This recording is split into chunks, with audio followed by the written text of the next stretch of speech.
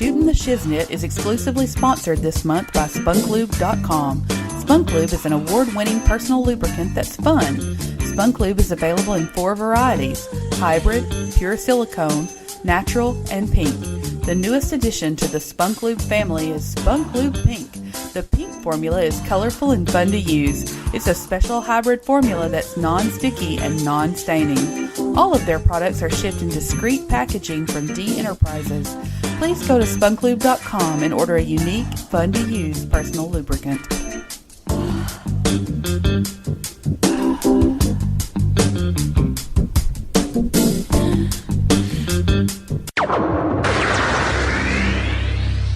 Have you listened to episode 112 or 122? It's the Cool Kids Countdown, the WTF News Desk, April and May of 2018. Here's a clip from 112. If you like this current episode, you'll love these. All the archives at www.stspod.club.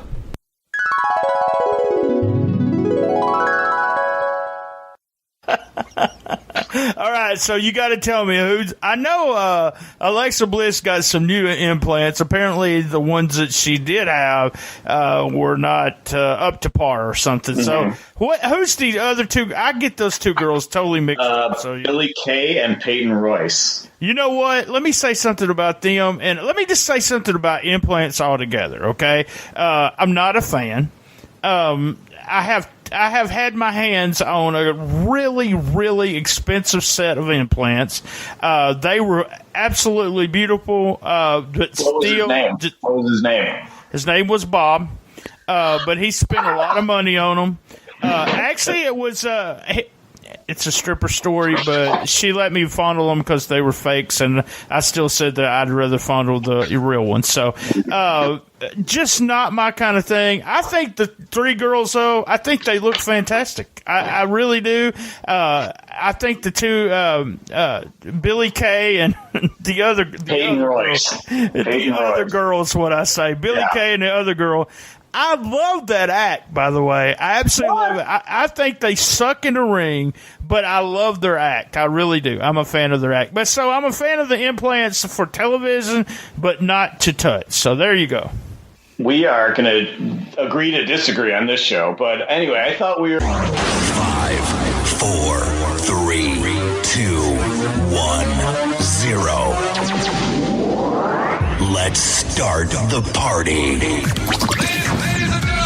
It's time again for the Super Summer Sizzler Shiznit giveaway. All you have to do to win is, retweet. That's right. 3 winners from July the 5th to July the 31st will be picked. And all you have to do is retweet an episode during that time. 3 winners picked for 3 lunchboxes. You can choose between a WWE Championship belt, the Balor Club lunchbox, or Booty O's lunchbox. Each lunchbox will have a nano metal WWE action figure, a Dr. X replica mask, and a bottle of Spunk Lube from our sponsor this month.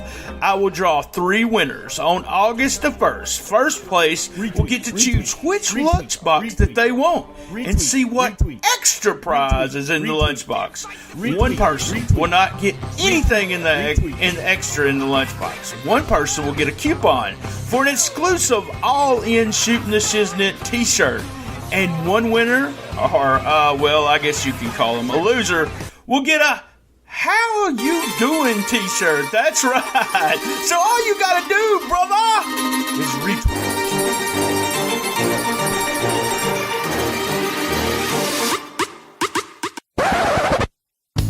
And she says, I wish that I could be like the cool kids, 'cause all the cool kids, they seem to fit in. I wish that I could be like the cool kids. Hey, we're live from STS Studios. I got my partner on the line here. Come on over, Lance. How the hell are you? I'm coming here live from Chicago from the Clamato Studios today, man. Clamato, just one of my favorite beverages of all time. Happy to have them on board. Oh, I don't love that stuff. Do you really? Yeah, I mean, that's like you take V8 and you just raise it to the next level, man. I could drink that shit all day. I do like V8 now. Well, then drink Clamato. Jesus, it's better for you. You got seafood in there. That was one of my dad's hangover cures. When he was drunk for the weekend, he would always drink V8 the whole day on Sunday so he could feel better. So They say Clamato is good with vodka, but that's a whole other story. So we're doing the WTF news desk, right? Yeah, we're doing. This is actually become pretty popular. I'm excited about it because it's something that I wanted to do. So I wouldn't have to rely on anyone else but you. We got Gene doing one show a month and maybe two, and then we're going to have, you'll be doing 3 here with the Cool Kids Countdown. And I think it got a lot of talk the second show did last time. This one's going to be really fun because I've looked at all the stuff. And let me just say, when you sent me the list of 15 things, I had like 4. And I was like, what the hell? Where's he getting all this stuff at? There's a few things we want to talk about before we get going, and then, we always talk about something at the break. But the big weigh-in, I want to give you an update on what's going on with me. Oh, that's right. How are things going there, fat ass? Man, doing great. This is day 46 as we're recording. Nice. I started at 278.8. So that's one of the highest weights I was ever. I think 280 something's the highest I've ever been in my life. Down to 257. Nice. Yes, very much so. So almost at the halfway mark there, and already got 20 pounds off. And my goal is 40 pounds in 100 days. I think I'm going to accomplish it. And then at the day 50, which will be next week sometime, I'm starting the exercise program. So it's like halfway through. I'm writing tons of stuff down, guys. So if you decide that you want to lose weight around December and January, I'll be releasing my second diet book, How I Got Fat and Lost It Again. So that's awesome. You still got 2 months to go too. I know. So I'm really excited. Almost 2 months all in. It ends on the Tuesday before All In, so that's my last weigh-in date. I'm excited about it.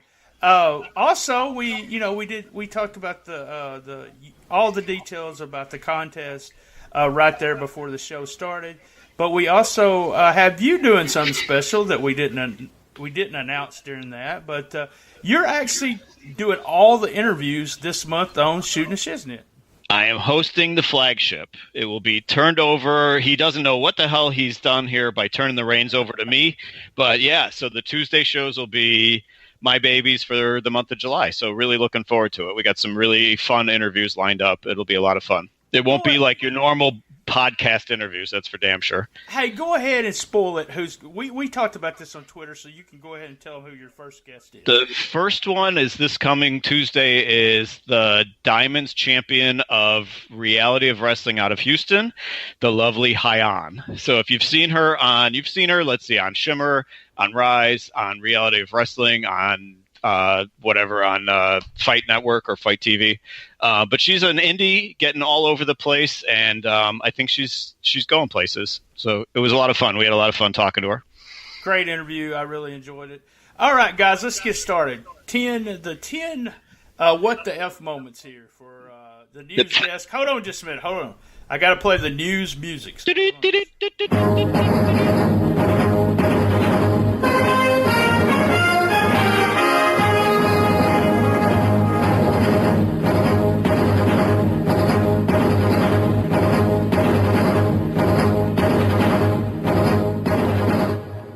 All right, now at number 10. So our honorable mentions, of course, the stories that didn't make the cut. You only had 4. I don't know how you cannot find these things, but I have stuff I got to eliminate. David Arquette training for a comeback with the Juggalos. I mean, that's fucking weird. Punk and Colt Cabana being found innocent. And, of course, Stephanie's awful makeup job and the fact that people were actually pretending they didn't know that was really Stephanie McMahon on that Undercover Boss show. It's like, come on, it's so obvious. I don't know what kind of bullshit that was. So, I agree with all those. I really didn't. The thing about it is with CM Punk and everything, I think it's just been covered so much. The things that we kind of pick here are the weird, odd things. Yeah, exactly. So, and I'm sorry to note that this is the first month that we don't have a boob story, although at number 6, we have a couple of boobs that we talk about. So there's no official boob story. So at number 10, we have, of course, our traditional, the craziest stipulation match of the month, which happened in CZW on June 9th. and it was Jimmy Lloyd winning the Tournament of Death finals over Ricky Shane Page, who I've actually seen on some indies, and he's pretty damn good. It was in Berlin, New Jersey, and the match was a no-rope, barbed wire, light tubes, barbed wire encased 2x4, barbed wire encased chairs, scaffold, weed whacker, panes of glass, death match! So, yeah, it was like 75 words in the stipulation of that match. So I'm guessing Meltzer probably gave it 7 stars. Did you see a report on that one? I just cannot believe when you come up with all these stipulations and stuff. I skip a lot of that stuff, and I just look at that and say, "My God, why don't they just add, dirty diaper or something?" That's what I can't believe, how is all that shit and then a scaffold on top of it? It's like you got to take all that shit up there, light tubes, a weed whacker. Was the weed whacker plugged in? Was it battery operated? What was the deal there? So I would like to see video of that. So I'm hoping on YouTube that'll make the cut, and maybe Ringside with Jim might review that one day. So looking forward to that. So at number 9, we have the Phoenix match, or the Phoenix situation in Arena, Mexico. And we're going to go live to our ace reporter, Brianna Tremelli in St. Louis for this report. Hey man, this is like a real feel-good story for me. Number one, guys, if you don't know, CML is hot right now. They were drawing like 3,000 to 5,000 people. Now they're up to 10 to 11. That's considered hot. Every Friday night, Arena Mexico. But here was the story. I mean, you're talking about Phoenix that pretty much told everyone to fuck off. I mean, that's really what he said. He said, look, I'm going to work for who I want to. I'll work for AAA. I'll work for Lucha Underground. I'll work for CMLL. If you don't want me to work for you, then fine. I won't work for you. No big deal. And apparently the same thing with his brother. But it's a feel-good story to me because in Observer they talked about this. It's just awesome to me. Here's a kid that what he did was he stood in front of the buildings when he was a kid and sold wrestling masks so he could have enough money or get a discounted ticket so that he could go into discounted. Remember, they didn't give it to him for free, but he sold the mask for someone, and he got a discounted ticket so he could go in a building and watch wrestling. That's what him and his brother did. And right before he debuted at Arena Mexico, he had a Friday night off. He went to Arena Mexico. He put on a Blue Demon mask. And him and his girlfriend sat in the crowd and watched the show. And he talked about how his dream was always being either in the main event or semi-main there at Arena Mexico. And guess what? He's done it this month. Great story. And I'm a huge fan of his. I'm a huge fan of his work, but this story just made me want to, be like Phoenix is the best wrestler ever right now to me. So. Mm-hmm. Yeah, no, it's a cool story when you explained it to me because I hadn't read that, so I didn't know much about it. But I think more power to him and Pentagon for all the indie stuff that they're doing and all the great work that they're doing. So that is a cool story about having to put on the other mask to go in and stuff. So very cool, very cool. Well, the wife, she asked me, she said, why didn't he just wear his mask? I said, well, the problem is that if someone had seen his mask, they might have kind of put 2 and 2 together. Also, with his tattoos, if any of those were visible and they put 2 and 2 together, it would have been easy to say, hey, that is Phoenix. So, yeah, that is funny. So at number 8, we have Kenny Omega hiring Chasen Rance, not Chasen Kids, Chasen Rance, to work that Fighting Games Championship card in Daytona Beach. So this was the card 6/29, so June 29th last week. It was in conjunction with New Japan and Daytona Beach, and Kenny Omega pretty much ran the show, right? He was he booked it, and he was the coordinator for the show on behalf of New Japan. Yes, it was his show. New Japan helped him put it together, but then he had went to it's with the gaming convention, so he's a big gaming mark, and so he went with them. So he ran the show, and he hired this guy, Chasen Rance, who was convicted of sex with a minor in 2011, and initially, the guy was just working on the ring crew, and Omega, he did a match. He was the first or second match of the show, and Omega eventually, it got out pretty quickly in this age of the internet that this guy was on the card, and Omega eventually apologized. He didn't immediately say, "Oh my God, I'm sorry." He acknowledged that he knew the name as to who the guy was, but he thought he was just working ring crew, and claimed that he was hands off when it came to booking the dark matches. So eventually, as a make good, he did offer refunds for the show, but just the fact that Chase and Rance was booked on the show in the first place was kind of a black eye for Kenny. It was, and I've heard three different stories about this, and that he was actually convicted over 14 years ago. It was with a 15-year-old. He was convicted. He said he was guilty, and he's not a repeat offender. Let me say, just before everyone goes, "Motherfucker BT saying molesting children are fine," but.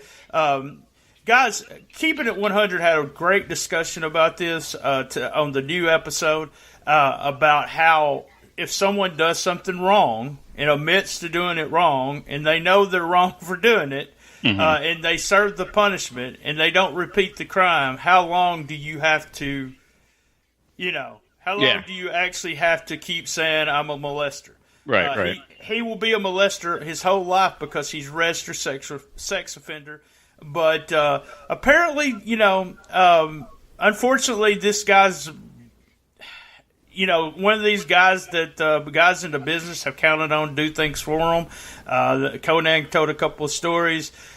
This was to me a big flub for Kenny, not thinking about it. But if you've ever ran a show, and I've never hired a molester, but man, sometimes you forget things. If someone says, "Hey, I want to do a dark match," well, go get two guys and have them come out and let's do this match. And that's what happened. I can see it happening. That's what happened. And but I thought Kenny did a great job. I got to tell you something really funny. I dreamed last night that we were at the con, all in, and I went with Kenny Omega. And Kenny had stole yes, but Kenny had stole my T-shirt. And I was fucking pissed at him, and I was trying to find you, and I couldn't find you, and finally I found you, and you had found one of your ex-girlfriends, and you told me, fuck the convention, you're going to sleep with her. So there we go. That's what I dream was. Well, outside of Kenny's involvement, that all seems pretty legit. So that might actually come true. So I think this was kind of if anybody is a golden boy in wrestling right now, it's Kenny Omega. And not to say that he should get away with this. And, I think he got slapped on the wrist for hiring this guy without putting much due diligence into it. But I think this will blow over pretty quickly. Now, for chasing pardon the expression. For chasing kids, this is not going to blow over anytime soon. So that guy probably won't see much work in the near future. So anyway, at number 7, unfortunately, we have the tragic story of very much of a Chris Benoit type episode where Rockin' Rebel, real name Chuck Williams, murder-suicide situation with him and killing his wife. So killed his wife, killed himself in their home in Westchester, Pennsylvania on June 1st. Most of the reports on this guy were that he was pretty scummy, disliked by most of the locker room, racist, bully, lots of accusations about this guy, would often go off script, was really hard to work with. Most people, if anybody knows this guy, he was a prelim heel for a while in ECW and just overall not very well liked. And obviously the true tragedy of all of this is the fact that the wife got murdered and the kids, they had, I believe, 2 kids off the top of my head, but those kids losing their parents. So obviously that is the tragedy of this, but just another fucked up story in pro wrestling. I just, that's not much you can say. It's not knowing. I really think Rockin' Rebel was on the card that I was on, the Tom Robinson Benefit show. I might be wrong, but I think he was, or he was around at the time. He always in that area had a ring, I believe, and he would let you use his ring, blah blah blah, but you had to use him, and which is kind of normal when you're promoting. If someone has a ring, you do use them, but it's just one of those things, murder suicide. He took it all with him, so it's just kind of scary, man. And that it happens. That's 2 guys in wrestling, and who knows? That might have been what he was. You thinking he was emulating, Chris Benoit. I thought it was funny that there were some stories that came out that he always told a bunch of he told a bunch of stories about what he was going to be or what he was going to do, and they were all fake. And that Paul Lee did a rib on him one time where he told him he was going to go over and win the title, and it was all a rib. So yeah, I mean, this guy, just bad news from day one, and just sorry, and sorry feelings, and our hearts and thoughts go out to the family of the lady that lost her life because of this guy. So at number 6, back to the lighthearted stuff. Sorry about that departure for a moment there, but at number 6 we have Enzo and Cass. Speaking of a couple of boobs, like I said, Cass released for the midget abuse story, and Enzo getting the ringing endorsement of Rob Feinstein, the pillar of the community, Rob Feinstein, endorsing Enzo and saying Enzo is gold. So Cass released by WWE. Guy was, by all accounts, was a jerk in the back, broke down that door in the bathroom when they pulled a rib on him on the bus. There were alleged accusations that he got physical with Carmella, and that was another facet of him being let go. And the whole thing of going off script with the midget. But the thing with the midget was, or I'm sorry, little person, is that how we're supposed to say it these days? Yeah. I think that. So the going off script with the midget, he was still employed for another couple weeks after that. So there must have been some more shit that happened behind the scenes that just was the straw that broke the camel's back with Cass. So what I don't get with Cass is big guy, good looking guy, had all the look and all the potential, but he never pulled it off. And the thing that I don't get is he just absolutely blew it. All that guy needed to do was keep his mouth shut and perform, and he had what we all know what Vince likes. Vince likes the tall guys, the big guys, the long hair. That guy had all that stuff, and he just fucking blew it by, making political bullshit in the back that people didn't like, and just his attitude, and just completely blew it. So, I mean, I could see them putting these guys together on the indies, don't you think? Yeah, I think Enzo had he was on the Stone Cold show, and I think Enzo said he's pretty much he's got nerve damage. So I guess he did take some crazy bumps. You got to admit, some of those hot tags where he would take crazy bumps. And if anybody's got nerve damage, it's me, because he got on my nerves so much. He did, but what an act, really. I know you didn't like them, but you got to know they were so fucking... No, but they were over as hell. They were over as hell, and they were selling merch like crazy. So, like that just went in the toilet really quickly. And like you said, with Kaz being who he was, Enzo being, he's the only guy, the only person to bring ratings up on 205 Live. Mm-hmm. So you got to look at that. Those are two guys that, honestly, if they wouldn't have rocked the boat, would have had lifelong careers. They could have quit after 12 or 13 years because, number one, Cass could have been the killer heel, the hilarious heel, the big show kind of thing. He could have done all of that. Mm-hmm. They could have did the reunion with those two. Everyone would have popped for that. I think it's just... When you see Rob Feinstein give Enzo the thumbs Enzo, up, the thumbs up, and then I know Enzo is a really good guy. I really know that. And Rob Feinstein, you still owe me a fucking DVD, you motherfucker. So, man, I got mad there. But yeah, Enzo is. I have different view of Enzo, and a lot of people do. I know and generally everyone hates him. As a promoter, I'd see tons of money in him. I think just him signing autographs, he's going to do it. Yeah. I kind of like the ego to a certain point because I think if someone believes in themselves to a certain extent, they can do everything. So that's part of it that I liked about him. But then, the ego, you hear that's the kind of guy you couldn't work with. Mm-hmm, I want to punch him in the face. Both of them, yes, for everything we hear. And what's funny to me is that they both got released roughly about 6 months apart. They both got released for the most part, different reasons. But still, it's funny to me that they both got released because they were both such, dickheads in the back, basically. That's like I said, lifelong, you got to be, be a nice guy. That's all they'd had to do. All right, man, let's do a quick commercial. We'll come back with the other 5.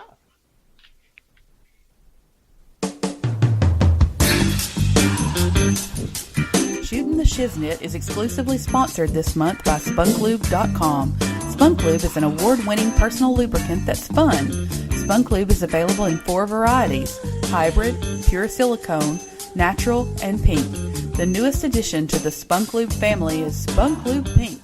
The pink formula is colorful and fun to use. It's a special hybrid formula that's non-sticky and non-staining. All of their products are shipped in discreet packaging from D Enterprises. Please go to spunklube.com and order a unique, fun-to-use personal lubricant.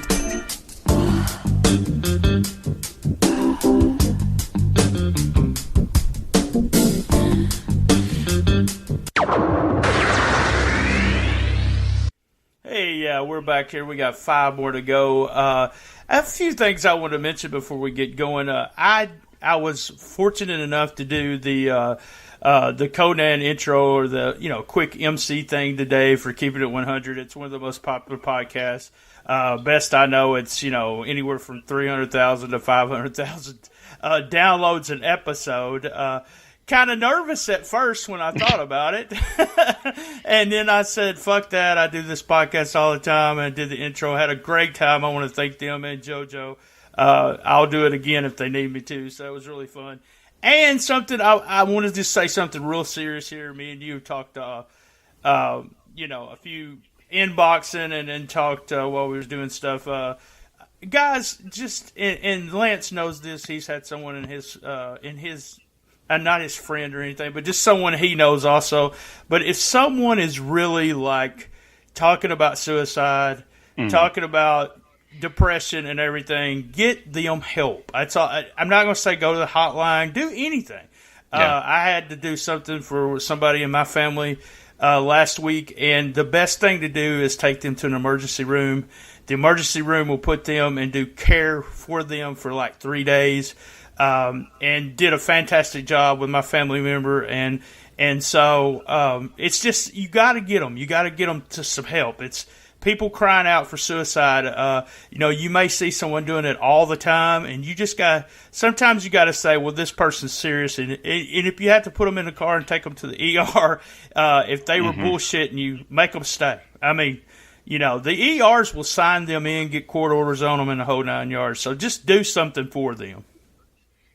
So let's get with the countdown. I mean, I think we've all been touched by suicide, and we've all been touched by tragedy, I think, at some point. So like you said, there's always somebody that'll be there to listen. And as much of a schmuck as I might come across on here, I'll be there to listen for you. If somebody's listening to this and you need to reach out to somebody, you can hunt me down, and I'll be there to talk to you, man. So there's always somebody to turn to. Yeah, and me and you, had one of our, and I don't want to make a big deal because of celebrity and all that. That's not what it was about. A huge fan of Anthony Bourdain, and just saddened. I mean, I felt a connection with him, and it's just really weird that I'd never met the guy, but just really hurt, and there was something there. There's something where he's saying something and people are not listening, Just do it, guys. I mean, get them into talk to somebody. ER. Yeah. All right, let's get with the countdown. All right, at number 5, we have Demonio Rojo having a benefit show in Mexico. So June 10th in Veracruz, Mexico, this guy, Demonio Rojo, I'm probably totally butchering that, had a benefit show to raise funds. And, you would think when they do benefit shows, it's probably for what? Injuries for guys that are hurt in the ring, maybe cancer, I don't know. But no, Demonio Rojo had a benefit show to raise money for bail for him because he's charged with murder, for fuck's sake. So he claims he's innocent. This is my favorite part. He claims he's innocent because at the time the murder took place, he was wrestling under a mask using a different name. And I'm like, wait a minute. So was he fucking Jay Mysterio? Was he La Marca? Who the fuck was he? So that is like one of the weakest excuses and alibis I've ever heard, is I was wrestling under a mask by another name altogether. So I don't know what the fuck this guy's story is, but all I know is the law in Mexico doesn't exactly have a sterling reputation. So I don't think this is going to fly by the policia in Mexico. Do you? Let me just tell you that I believe him. He didn't really? Do it, okay. And did the bail. I love this. I think it was one of the funniest things. Man, I've been involved where professional wrestling and benefit shows, especially in the South, are just horse shit. They don't they benefit no one but themselves and give like $100 to the benefit. So this was no shock to me. I thought it was hilarious. I laughed at it. I hope no one gave any money to this idiot. So except for the pesos that they threw in the ring. That's right. Probably. That's right. So, all right. At number 4, the crime blotter continues. So at number 4, we have Marc-Andre Boulanger. I don't know. It's French, so it's probably Boulanger, who is a Canadian indie. He's 38, was also on a TV show in Canada. Got celebrity status from there. He wrestles as Frankie the Mobster, if anybody has seen him. He did. He also wrestled as, I love this, he also wrestled as Beast King. Okay. Frankie. So Beast King Frankie or Beast King FTM. I don't know what the fuck. Frankie the Mobster. Yeah, I guess so. FTM. Beast King, yeah. So anyway, a story surfaced in June that this guy was arrested in 2016. The story surfaced in a Canadian newspaper that Frankie the Mobster, who started with Kevin Steen and El Generico, and I'm going to use those names because it happened in the past, he was charged. Frankie the Mobster, Marc Boulanger, was charged with conspiracy, drug possession, steroid trafficking, and, wait for it, possession of brass knuckles. I'm like, wait a minute. Do these people watch wrestling? Do they know that they all have brass knuckles at some point? So anyway, he was the champion at the time. This year, he was the champion of Smash Wrestling out of, I think, somewhere in Ontario. But Ontario. He was. Yeah. They let him go because of the issues that he's having. So when police went to his apartment, they discovered 5,000 pills and the brass knuckles while they were searching his house. So I just found it amazing that brass knuckles was mentioned prominently multiple times in this guy's arrest report. So, and he, by the way, he pled not guilty. Yeah, so, he did. Andre Boulanger. The deal about it is, it was 2 years ago, and the reason it became news here now was not because he was a wrestler, because he was a popular actor in a TV show, and also there was a big deal about what was going on in the court. It wasn't that, we included this because this could have been a landmark decision on what it could have. What it was that most people believe that the police actually got the search warrant, didn't get the search warrant legally, put it that way, and they were waiting. Yeah, that's right. Yeah, they were waiting for the judge to throw it out. So they thought the judge is going to throw this out, and it's not going to be a big deal. Well, it started going in the newspapers about this landmark. What's going to happen? What's going to happen? And the judge said, fuck you. This is your shit. And they actually let him go. They parted ways with him. But I thought it was funny that he had an envelope. An undercover officer was able to purchase meth from him, and he had this is hilarious. He had labeled it UFC. Yeah, genius. I was like, genius. What? And 5,000 tablets, guys. Yeah, 5,000. That is distributed. I know that. I mean, that he's not going to take 5,000 tablets. If you watch the Jeff Hardy thing where Jeff Hardy got all these pills and he was distributing, was part of his charge. Well, that's horse shit. He was taking all them pills. He wasn't giving those people. But this guy was selling them. And they let him go. So I just hell of a story. Just as soon as you told me, I emailed you. I said, "Who is this?" And I looked it up, the Observer, and I kept just reading. I was like, "Man, what a deal!" So yeah. This guy. I love brass knuckles. The possession of the brass knuckles. The next thing you know, the police are going to be arresting people for using like the red mist. That'll be 5,000 steroids, and red mist was found in his apartment or something. Oh, so God. All right, at number 3, we have the hotel troubles in Memphis. So.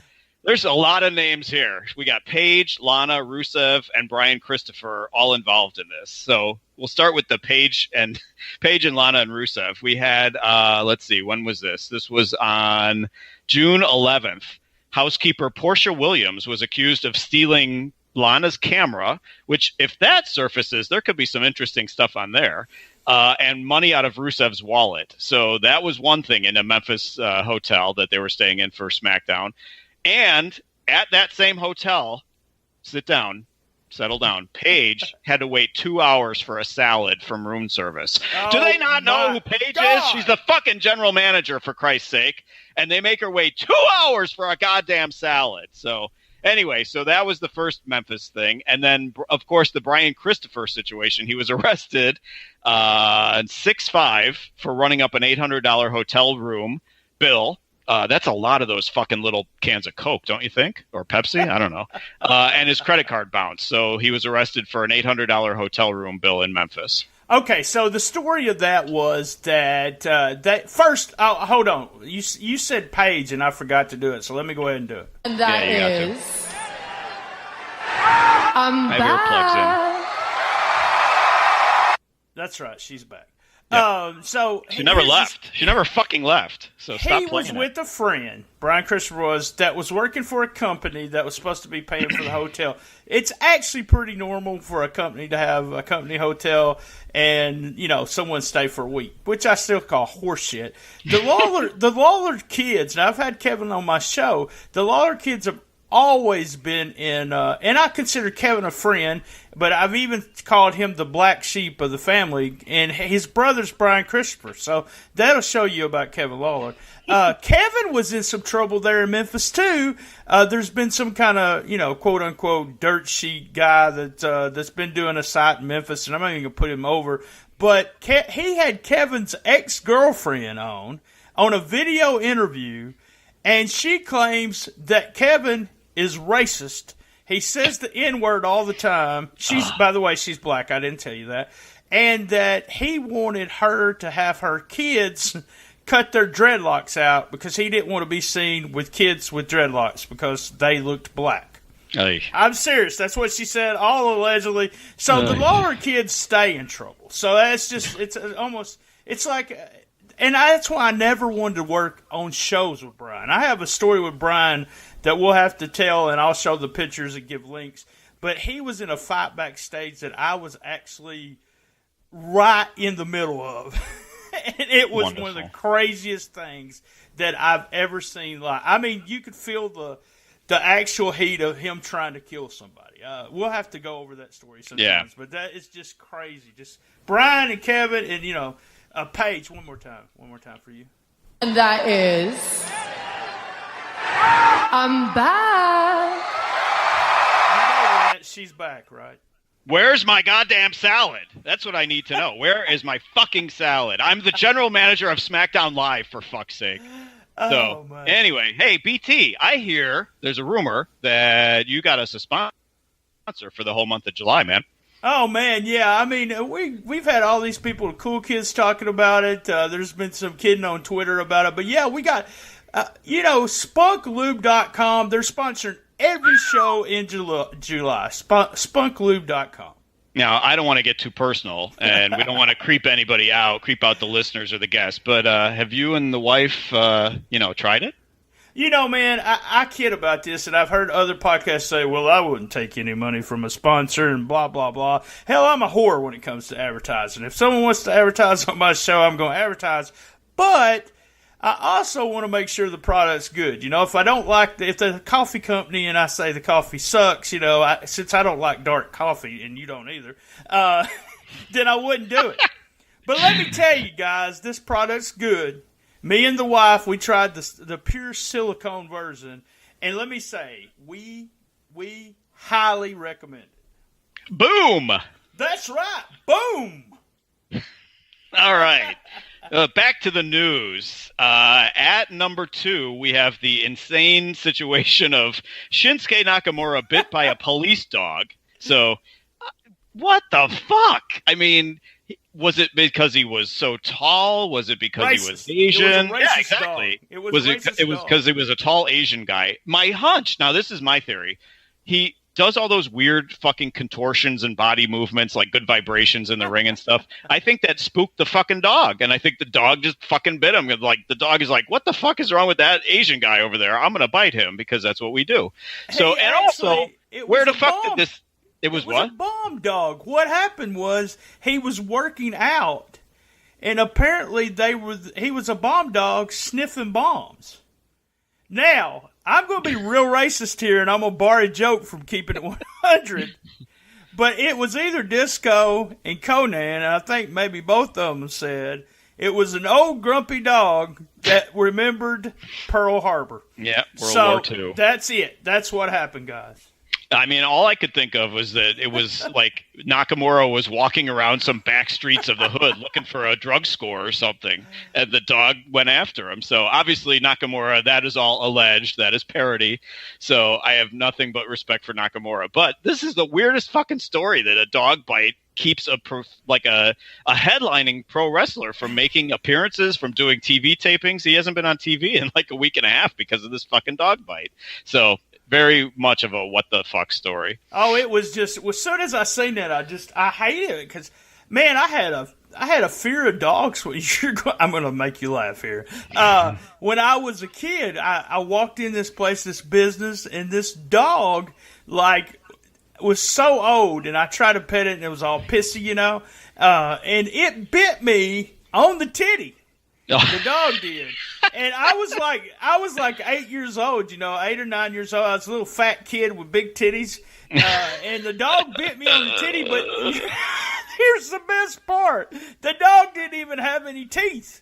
Oh, geez. So really it gummed my titty. So there we go. And look what it did to your sex life for the rest of your life. How fucked you up. So anyway, all right. At number one, our top bizarre story for the month of June 2018 is the Jessica Aguilar Jody Escobar UFC match being postponed on the day of the fight. It was June 1st, and the fight was postponed by UFC. And that is not uncommon. The people miss weight all the time, and there's always the dehydration, and, there's always issues why fights get canceled at the last minute, the day of the fight. But this one was not for weight. It was because Aguilar had a, quote, medical condition. The medical condition that she claimed, it was chapped lips. And I'm like, wait a minute, what the fuck? What fight is ever going to get canceled for chapped lips? That's a pretty weak excuse. However, others claimed that it was an open herpes sore that was contagious, and that's why she could not fight. And they actually did indeed cancel the fight. So she's, in order to try to save face, Aguilar is trying to say it was chapped lips. I'm like, what the fuck? Who? Dana White is going to cancel a fight for chapped lips. What's next? A fucking hangnail? Is that what's next? Oh, my God. I was on the free market for about 10 years there between divorcing the new wife, and I was always just and I kid about it now. If I see someone out in public with a fever blister or anything, I'll whisper to the wife, "Got the herpes." Herpes. We don't want no herpes now. And I was scared to death. I mean, it's almost like you could have had gonorrhea, crabs. You could have had all kinds of venereal diseases, but I didn't want no herpes now. So get away from me with that nasty shit. But I'm just cracking up. Can you imagine Dana White sitting in his office and she walks in and she goes, I got this right here. It's a fever blister. No, I mean it's chapped lips. It's chapped lips. I can't fight with chapped lips. Here's some goddamn chapstick. Here's some Carmex. Get in the fucking ring, bitch. Hey, I'm looking for. Hey, if I was her, I would just go with it. Do one of those herpes commercials. Yeah, and go with it. I mean, that's turn it into a merch deal. There you go. Turn it into a sponsorship with Blistax or somebody. So, but all I could think of is that, God, can you imagine how many wrestling matches throughout the course of time would have been canceled if a guy was in the ring with an open herpes sore? So we wouldn't have had wrestling in the 80s if there was, if herpes was not allowed into the ring at the time. So good thing. Herpes. Just so we always throw this in I try to throw it in on every show. Let me just tell you that the Canellis baby that is one beautiful baby and has never had chapped lips. Let me just tell you that. That baby is perfect. Leave that baby alone. That is a perfect baby, guys. If the Hardys had babies like that, they'd be superstars. Those Hardy babies are just so ugmo. Jeez. Anyway, follow me on Twitter at ChocolatierLL. That's what I thought you were going to say. Like, we never do this. We never get you put it over your Twitter site. It's ChocolatierLL. Follow it. There you go. And as always, everyone knows I'm at Comic Mark BT. And here, we're at the end. And you know what I got to do here? Same bad time, same bad channel. On the best little wrestling podcast in the business. Love my mama. Be there. Love Clamato. Love Clamato. It works. It works. Now you're going to make me go get some of that. So. I love that. Mama. Hope y'all enjoyed that episode. And as always, we're looking for contestants on Who Wants to Be the Best Shiznitter Ever. We also have t-shirts at wehavemerch.com. That's wehavemerch.com. $12.99. Starting at $12.99. Sizes all the way up to 6XL. Shooting the Shiznit exclusively sponsored this month by spunklube.com. That's spunklube.com. Spunk Lube is an award-winning personal lubricant that's fun.